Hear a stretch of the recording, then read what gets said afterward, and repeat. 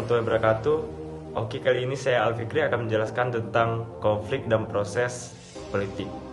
Jadi istilah konflik dalam ilmu politik seringkali dikaitkan dengan kekerasan seperti kerusuhan, kudeta, terorisme, dan revolusi. Jadi pada dasarnya konflik politik disebabkan oleh dua hal. Yang pertama itu kemajmukan horizontal dan kemajmukan vertikal. Jadi kemajmukan horizontal adalah struktur masyarakat yang menjemuk secara kultural seperti suku bangsa, daerah, agama, dan ras. Jadi majemuk secara sosial dalam arti perbedaan pekerjaan dan profesinya dan karakteristik di dalam tempat tinggalnya.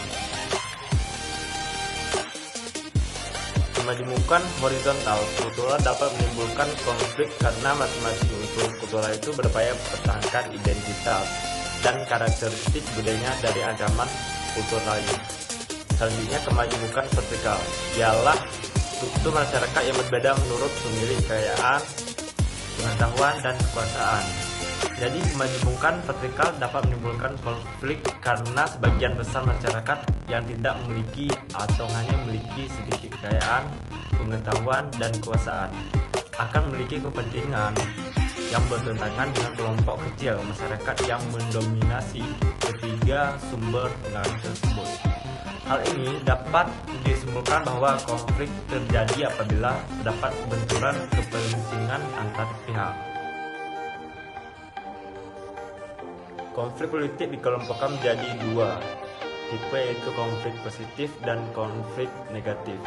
Jadi konflik positif adalah konflik yang tidak mengancam eksistensi sistem politik yang biasanya melalui parpol, badan-badan perwakilan politik, pengadilan, pemerintah, dan lain untuk menyelesaikan konflik. Sedangkan konflik negatif itu adalah kebalikan dari konflik negatif sehingga dapat mengancam eksistensi sistem politik, biasanya melalui kudeta, separatisme, terorisme, dan revolusi.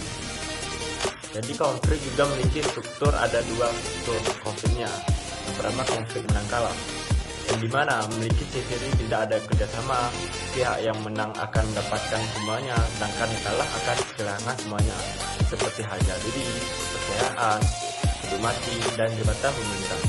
Yang kedua itu konflik menang kalah yang memiliki ciri adanya kerjasama, sehingga semua pihak mendapatkan bagian. Hal yang dipertaruhkan ialah hal yang dianggap penting, maka harus diadakan dialog dan kompromi. Jadi konflik memiliki tujuan yaitu mendapatkan dan ataupun mempertahankan sumber-sumber. Maksud dari kalimat tersebut adalah pihak yang dimana terlibat dalam konflik memiliki tujuan yang sama, yakni sama-sama berupaya mendapatkan di satu pihak hendak mendapatkan, sedangkan di pihak yang lain jadi konflik tidak selalu sama dengan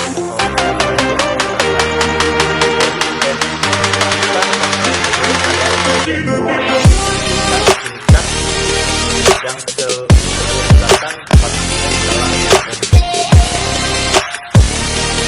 ada dua faktor yang pada konflik eksternal dan